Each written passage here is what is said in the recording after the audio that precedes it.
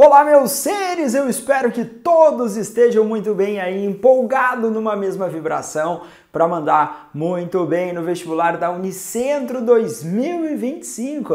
Eu sei que você está aí nesse ritmo de ansiedade, uma das primeiras provas aí desse semestre, grandes provas desse semestre das universidades públicas aqui do estado do Paraná.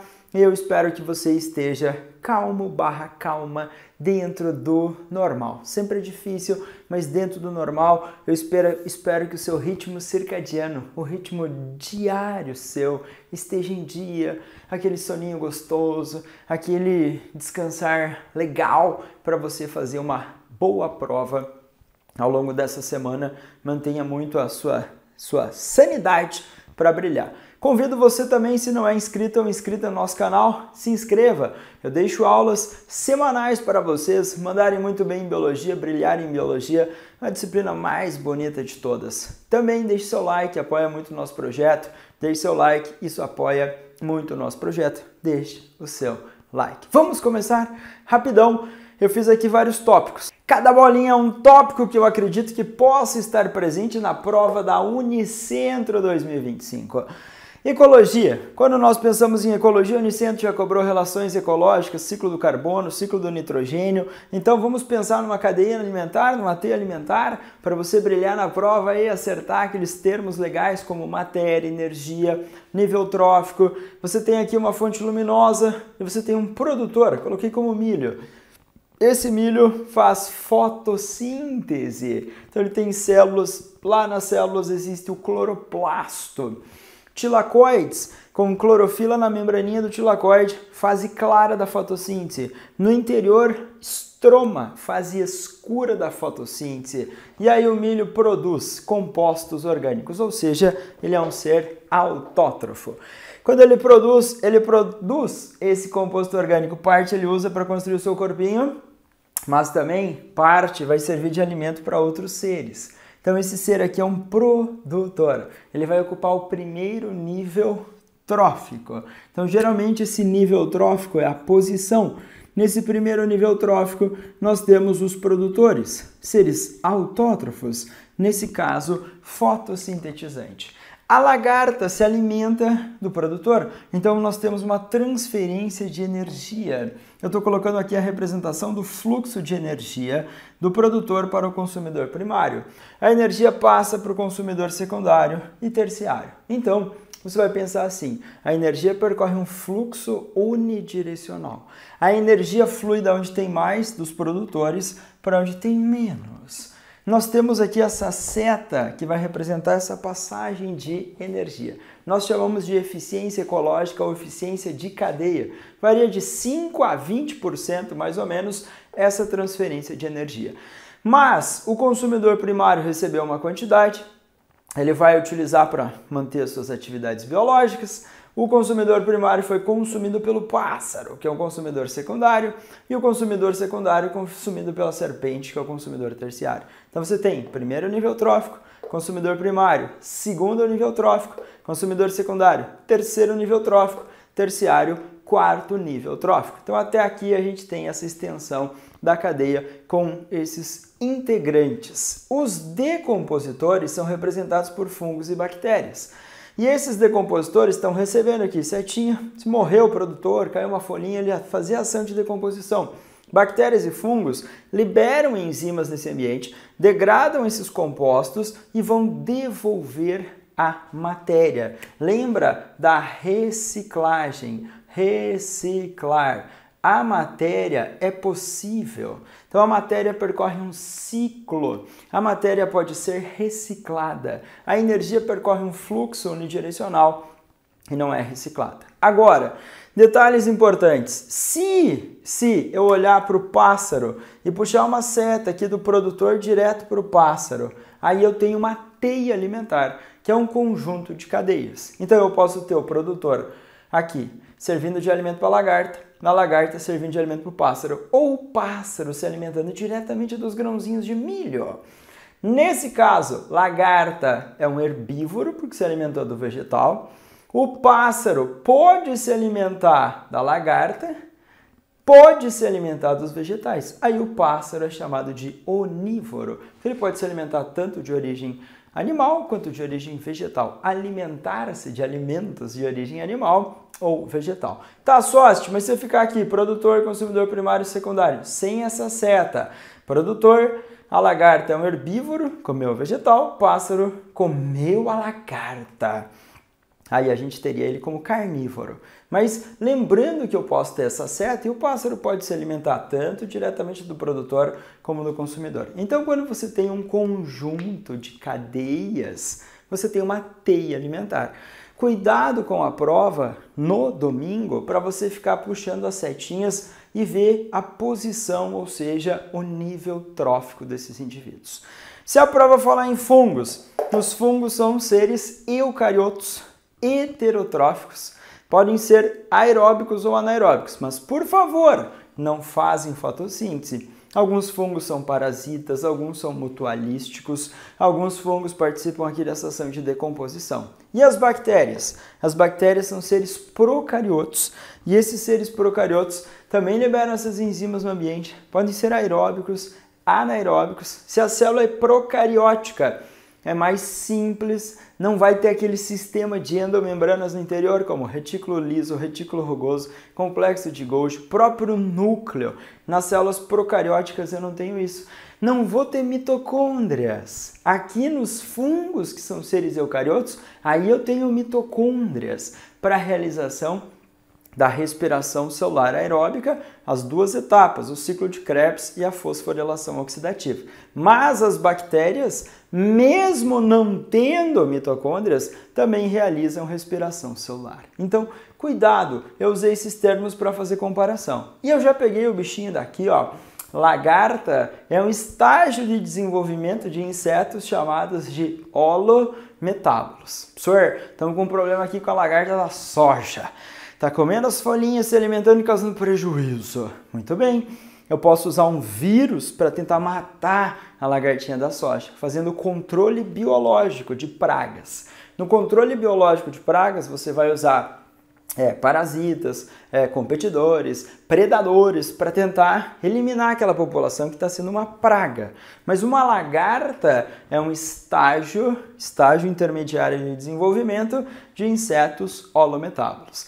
Lembrando que as larvas vão construir casulos, no interior pulpas, ou ele pode formar crisálida lá nos lepidópteros, e aí você tem a saída para a formação de adultos. Nós temos borboletas, mariposa, mosca, mosquito, besouro, formiga, abelha, como sendo insetos holometábolos ou de metamorfose total. Agora, os barbeiros, transmissores do Trypanosoma cruzi, causador da doença de Chagas. As baratas, os gafanhotos, são insetos hemimetábolos ou que têm uma metamorfose parcial. Por quê? Porque eles têm um estágio de ninfa, ovo, ninfa e adultos. Os ametábolos são insetos sem metamorfose, como as traças de livro. É eliminado o ovinho, desse ovinho forma novos indivíduos sem passar por estágio intermediário. Então, ametábolo, hemimetábolo, holometábolo, estágios de desenvolvimento. Insetos metábolos são os que passam por metamorfose. Ametábolos sem metamorfose. Os insetos metábolos podem ser parciais, holos, totais. Ainda, pensando na vida dos insetos, você vai cantar a musiquinha. Inseto eu quero, inseto eu quero, inseto eu quero respirar. Me dá traqueia, assim meu sangue não vai ter que transportar O2, O2, O2. O caramujo respira, respira por pulmões. Brânquias são usadas por ostricamarões. A filotraqueia é usada pela aranha. O sapo e a minhoca têm respiração cutânea. Agora, inseto eu quero respirar, me dá traqueia, assim meu sangue não vai ter que transportar O2, O2, O2. As traqueias, um sistema de tubinhos, vai entregar o oxigênio lá direto e retirar o gás carbônico. Os túbulos de Malpighi são estruturas que garantem a retirada discretas, estão conectados ao intestino posterior, ao finalzinho do tubo digestório dos insetos, e jogam lá dentro um resíduo chamado ácido úrico. Os insetos os répteis e as aves excretam ácido úrico.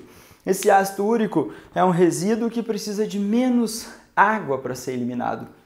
É um resíduo menos tóxico. E esses animaizinhos gastam uma certa energia para converter amônia em ácido úrico, mas isso acaba sendo vantajoso, porque eles vão perder menos água para eliminar esse resíduo. Então, túbulos de Malpighi, estruturas de excreção. Quando eu coloquei aqui a serpente é um réptil. Nesses répteis, nós temos também a excreção de ácido úrico. Quando eu coloquei aqui o pássaro é uma ave. E nós teremos aí animaizinhos chamados de endotérmicos. As aves e os mamíferos são animais endotérmicos. São animais que geram calor interno e esse calor é usado para manter o metabolismo e para manter as suas atividades. Nós podemos encontrar eles em diversos lugares desse planeta. Temperatura média de 35, 36, 37 graus corporalmente falando, tipo nós, a temperatura corporal. Nós temos pelos de queratina. Nós temos um músculo chamado diafragma. Nós temos hemácias anucleadas, características típicas desses animais chamados de mamíferos. Nas aves você vai ver penas, você vai ver um bico sem dentes, papo para armazenar e umedecer os alimentos, moela, o estômago mecânico das aves, o proventrículo, um estômago químico das aves, para facilitar a digestão química de determinados alimentos. Mas nem todas as aves têm moela, que é o estômago mecânico. Não são todas, mas nós podemos ter essa principalmente nas aves que se alimentam de coisas duras e rígidas, grãozinhos nessa trituração. Aves e mamíferos são animais que têm um coração tetracavitário, ou seja, com 4 cavidades. Nas aves, a artéria aorta sai do ventrículo esquerdo e vira para a direita. Nas aves. Nos mamíferos, tipo eu, você e eu, a artéria aorta sai do ventrículo esquerdo e vira para a esquerda. Então são grupos de vertebrados que geram calor interno, têm uma taxa metabólica elevada, vão consumir muito oxigênio, vão consumir muitos alimentos. O preço disso tudo é a gente estar ali sempre buscando comida, manter uma temperatura corporal elevada para explorar os diferentes ambientes que vivem. Aves excretam principalmente ácido úrico, principal resíduo de excreção, e os mamíferos excretam predominantemente a ureia. Então nós temos esses termos. Animais uricotélicos excretam ácido úrico, insetos, répteis, aves. Animais ureotélicos excretam ureia, anfíbios adultos, os mamíferos. Animais amoniotélicos excretam amônia, como os peixes ósseos. Ainda, peixes, anfíbios e répteis são animais chamados de ectotérmicos, animais que dependem da temperatura externa, do calor externo, para manter as atividades metabólicas. Então, muito cuidado com essa distribuição que eu fiz aqui entre ecologia e a zoologia na Unicentro. Eu espero que você abra a prova e veja e fale, opa, estamos aqui.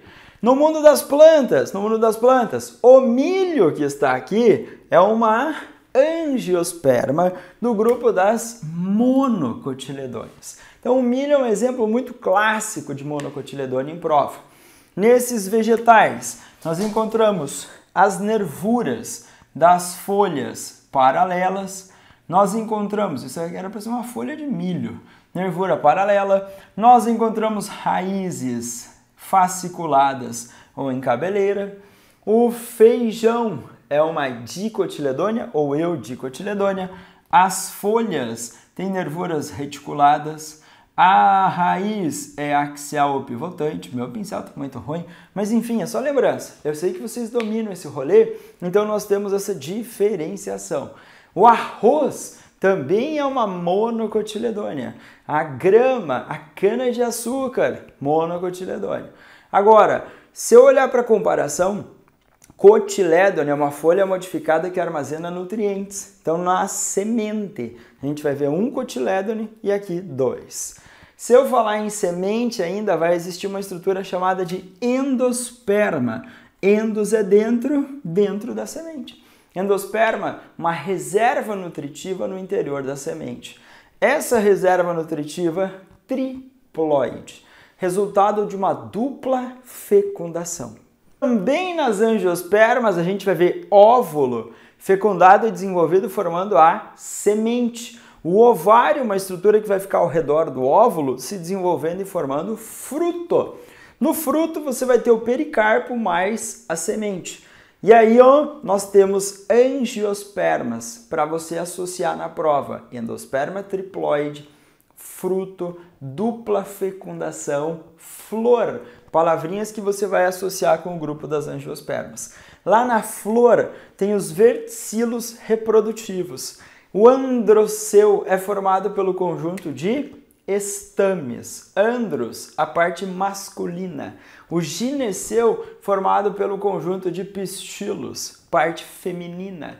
O grão de pólen é produzido no estame, viaja até o estigma do pistilo e vai crescer o tubo polínico que vai levar os gametas para garantir a fecundação aqui dentro. Então, primeiro vai existir uma polinização e depois vai existir a fecundação. Então, eu gostaria dessa lembrança.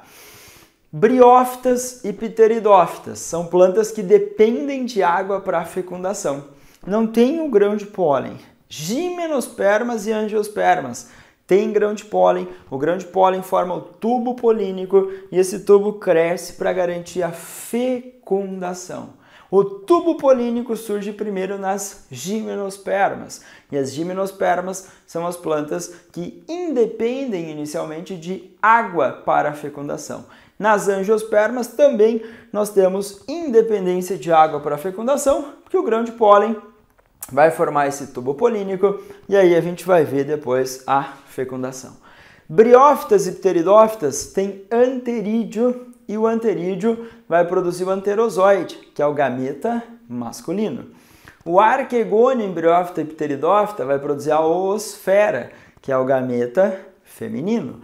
Em gímenos e angiospermas, a oosfera também é o gameta feminino, só que o gameta masculino passa a ser chamado de núcleos espermáticos. Então esses núcleos espermáticos, eles estão no interior do tubo polínico que surgiu a partir do grão de pólen. Polinização é o transporte do pólen, pode ser feito pelos insetos, a gente chama de entomofilia.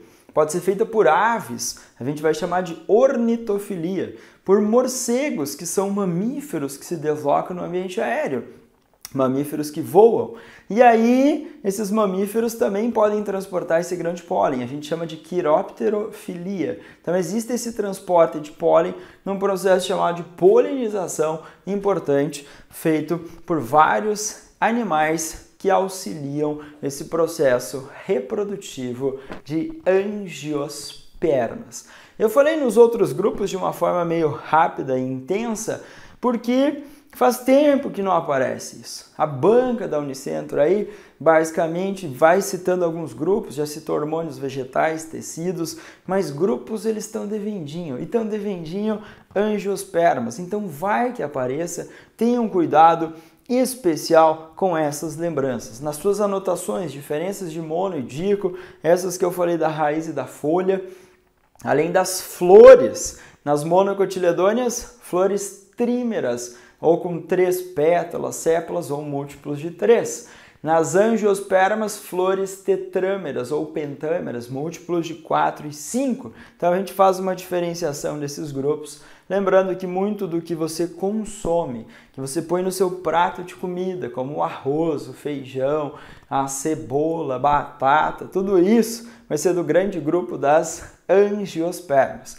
Já que eu falei em cebola, é um caule do tipo bulbo, um caule subterrâneo.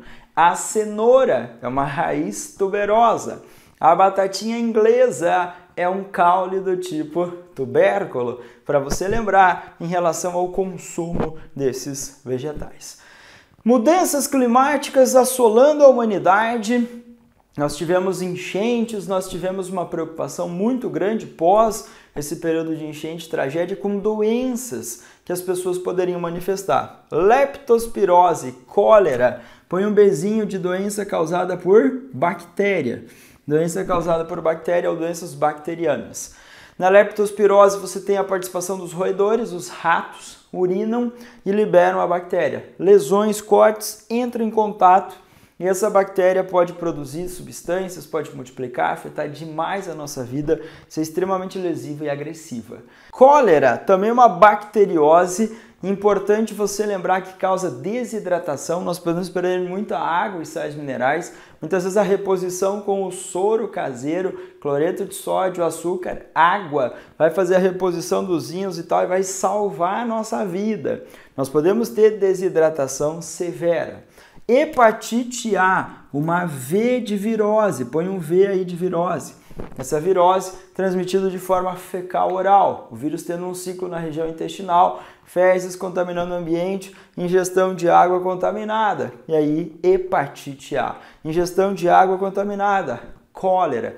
Contato com a água e lesões, e aí leptospirose. Dengue, nós temos depois. Também as enchentes, acumulou água e infelizmente um local de proliferação dos mosquitos. Lembrando que a dengue também é causada por vírus, uma virose, especificamente uma arbovirose, uma virose transmitida por artrópodes.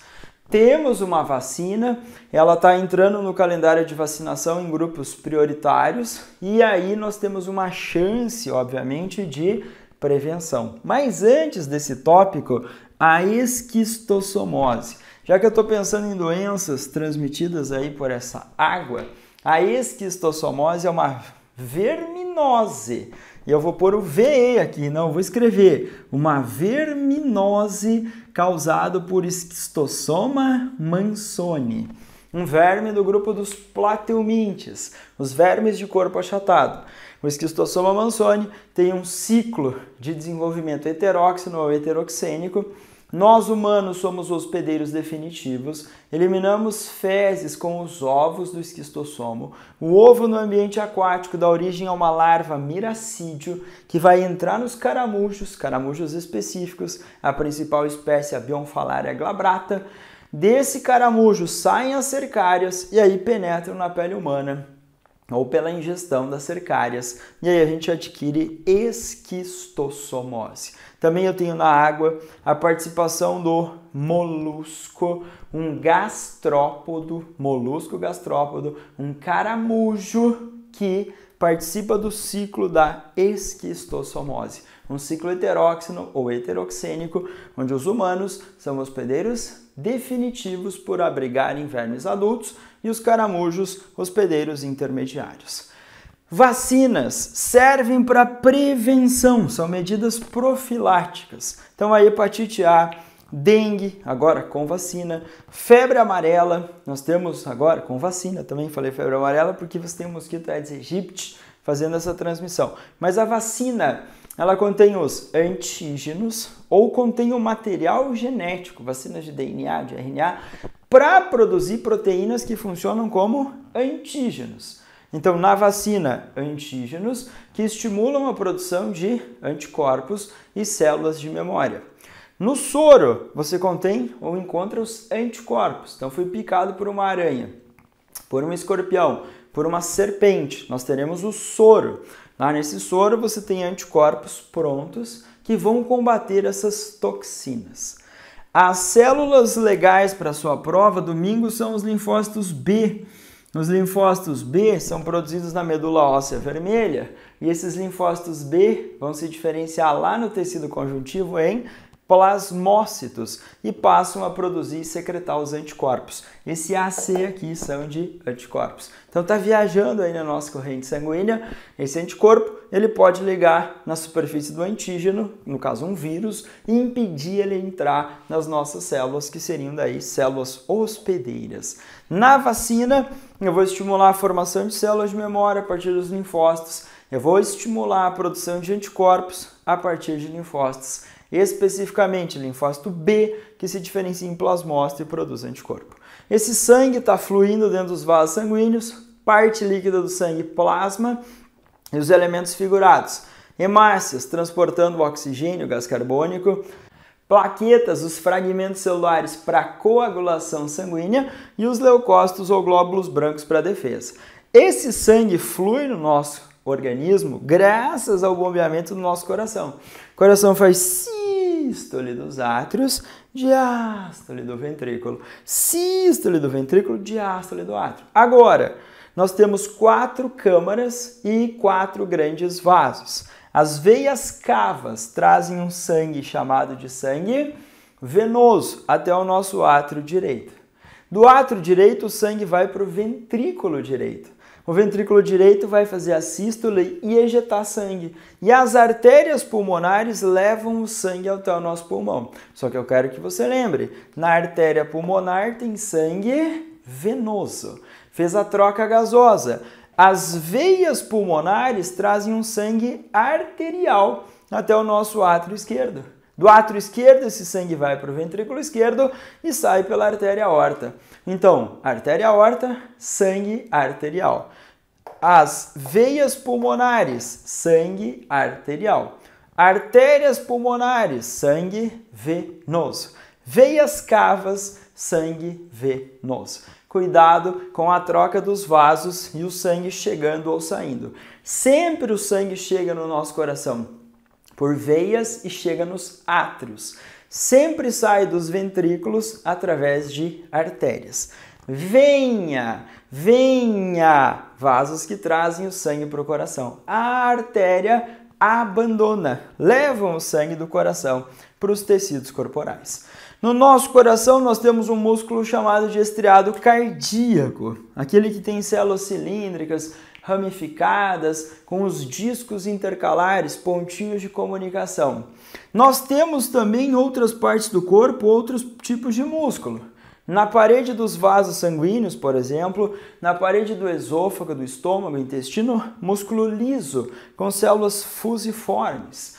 Estriado esquelético, formando bíceps, tríceps, músculos, direto ou indiretamente ligado ao esqueleto, células cilíndricas, multi ou polinucleadas. Então lembra dos 3 tipos de músculo: liso, estriado cardíaco e estriado esquelético. Mudança na forma da célula: fusiforme, liso, cilíndrica com vários núcleos ou polinucleado, estriado esquelético. Controle da contração no músculo estriado esquelético. Neurônios, quero mexer dedinho, eu vou ter um neurônio motor que vai liberar acetilcolina, um neurotransmissor importante que vai ligar na célula, na membrana da célula muscular, vai promover uma despolarização, vai abrir um canalzinho de sódio, acetilcolina ligou no receptor, abre um canalzinho de sódio, despolariza a membrana, inverte a carga elétrica. Essa despolarização é enviada pro retículo sarcoplasmático ou retículo endoplasmático liso. O retículo libera cálcio e aí tu tem a interação actina-miosina e contração. Lembrando que actina e miosina são as proteínas contráteis. Actina os filamentos finos, miosina os filamentos grossos ou espessos.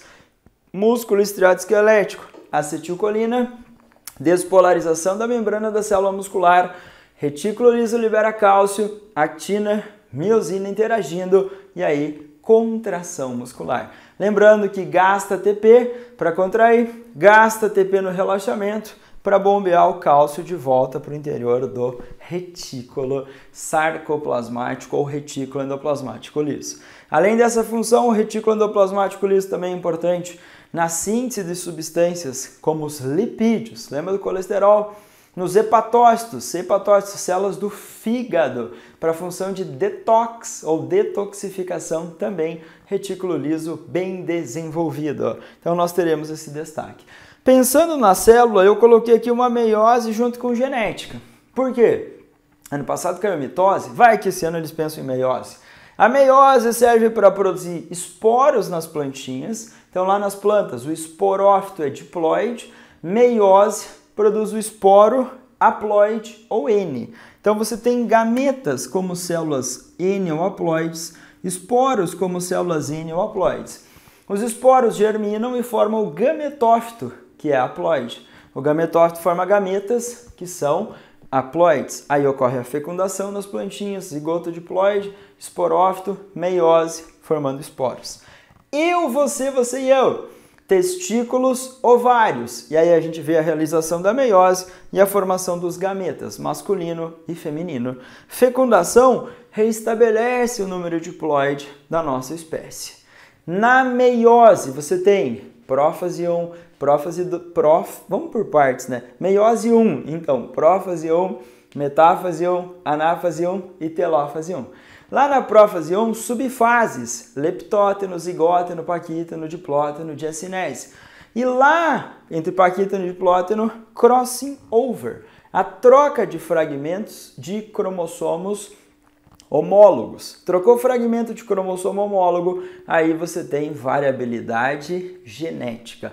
A prova pode falar em cromátide homóloga. Então, quando o cromossomo está assim, num parzinho, e está assim, trocou pedacinho. Então, cromátide de um homólogo com a cromátide do outro homólogo. Aí isso vai gerar variabilidade genética.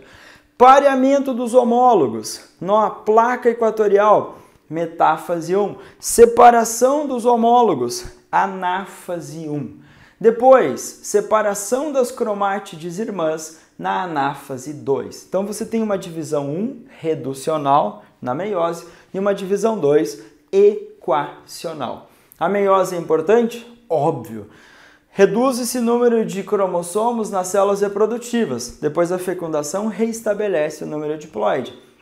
Variabilidade genética nesses gametas. Então isso é muito importante para as espécies. A reprodução sexuada foi muito vantajosa, gera variabilidade genética, vem a seleção natural e reduz a variabilidade genética. Mas ela reduz mantendo as espécies mais adaptadas, os indivíduos que têm as características mais vantajosas para aquele ambiente, ok?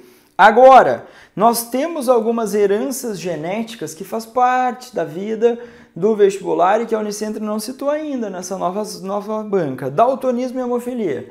Heranças recessivas, só que ligadas ao sexo. Se é uma herança recessiva ligada ao sexo, os genes estão no cromossomo X e você não vê correspondência no Y. Então, genes em X e não temos correspondência em Y. Vale para o daltonismo, para a hemofilia, para a distrofia muscular de Duchenne. São heranças recessivas ligadas ao sexo. Genes no cromossomo X sem correspondência em Y. Ah, professor, apareceu um heredograma. Faz um tempo também. Já apareceram questões genéticas, mas heredograma nada. Então vamos olhar para isso aqui, ó. Um indivíduo XDzão e Y, lembrando que os quadrados representam masculino, círculos feminino, XDzão, XDzinho. Por que eu coloquei o XDzão, XDzinho lá, sócio? Por quê? Porque essa mulher, ela tem um XDzão que manifesta o fenótipo normal, esse homem, um XDzão que manifesta o fenótipo normal, porém eles têm um filho que tem daltonismo. O papai passou esse cromossomo Y e o XDzinho veio da mamãe.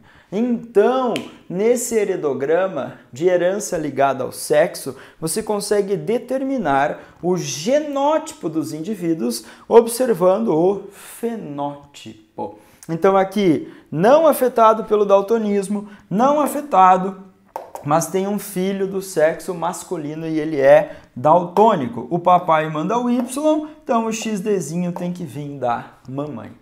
Se for uma herança sexual e ligada ao sexo, genes no cromossomo X sem correspondência em Y. Se for herança autossômica, aí você usa os azão e os azão-azinho. Então, cuidado com o enunciado. Eu estou apostando em herança ligada ao sexo.